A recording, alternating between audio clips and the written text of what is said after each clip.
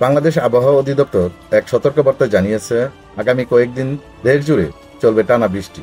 একই সঙ্গে দেশের বিভিন্ন অঞ্চলে হতে পারে তীব্র বজ্রপাত। বিশেষ করে উত্তর পূর্বাঞ্চল ও দক্ষিণ পশ্চিমাঞ্চলে বৃষ্টির পরিমাণ বেশি হতে পারে বলে পূর্বাভাস দেওয়া হয়েছে। আবহাওয়াবিদদের মতে, বঙ্গোপসাগরে সৃষ্ট নিম্নচাপটি ধীরে ধীরে শক্তিশালী হয়ে উঠছে। এর প্রভাবে বাংলাদেশের আকাশ মেঘাচ্ছন্ন রয়েছে এবং এরই মধ্যে কিছু অঞ্চলে হালকা থেকে মাঝারি ধরনের বৃষ্টি শুরু হয়েছে। আগামী 48 থেকে 72 ঘন্টার মধ্যে দেশের অধিকাংশ জেলায় মাঝারি থেকে ভারী বৃষ্টিপাতের সম্ভাবনা রয়েছে।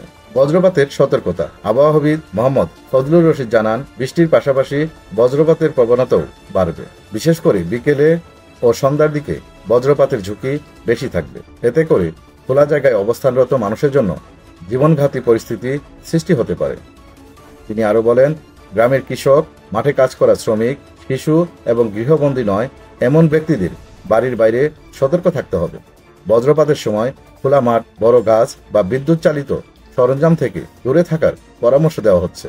টানা বৃষ্টির ফলে রাজধানী ঢাকা সহ বড় বড় শহরে দেখা দিতে পারে জলাবদ্ধতা। ইতিমধ্যে ঢাকার কিছু নিচু এলাকায় পানি জমতে শুরু করেছে। জনভোগান্তি আরও বাড়তে পারে বলে আশঙ্কা করছে নগর পরিকল্পনাবিদরা। অন্যদিকে গ্রামীণ সড়কগুলো কাদায় একাকার হয়ে যাওয়ায় যোগাযোগ ব্যবস্থা ব্যাহত হওয়ার আশঙ্কা রয়েছে। কৃষি জমিতে অতিরিক্ত পানির কারণে ফসলের ক্ষতি হওয়ারও সম্ভাবনা রয়েছে। দুর্যোগ ব্যবস্থাপনা ও ত্রাণ মন্ত্রণালয় জানিয়েছে, যে কোনো পরিস্থিতি মোকাবেলায় স্থানীয় প্রশাসনকে প্রস্তুত থাকতে বলা হয়েছে। ঝুঁকিপূর্ণ এলাকায় আশ্রয়কেন্দ্রগুলো প্রস্তুত রাখা হয়েছে। বিভিন্ন জেলায় প্রশাসন থেকেও সাধারণ জনগণকে সতর্ক থাকতে এবং আবহাওয়ার হালনাগাদ খবরে নজর রাখার অনুরোধ জানানো হয়েছে। বিভিন্ন জেলা প্রশাসন থেকেও সাধারণ জনগণকে সতর্ক থাকতে এবং আবহাওয়া হালনাগাদ খবরে নজর রাখার অনুরোধ জানানো হয়েছে।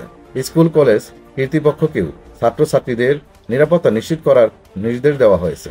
পরিস্থিতি নিয়ন্ত্রণে থাকলেও অতিরিক্ত বৃষ্টিপাত এবং বজ্রপাতের কারণে যে কোনো দুর্ঘটনা এড়াতে সকলকে সতর্ক থাকতে হবে। প্রয়োজন ছাড়া বাইরে বের না হওয়া এবং ঘর থেকে নিরাপদে থাকার পরামর্শ দিচ্ছে সংশ্লিষ্ট কর্তৃপক্ষ।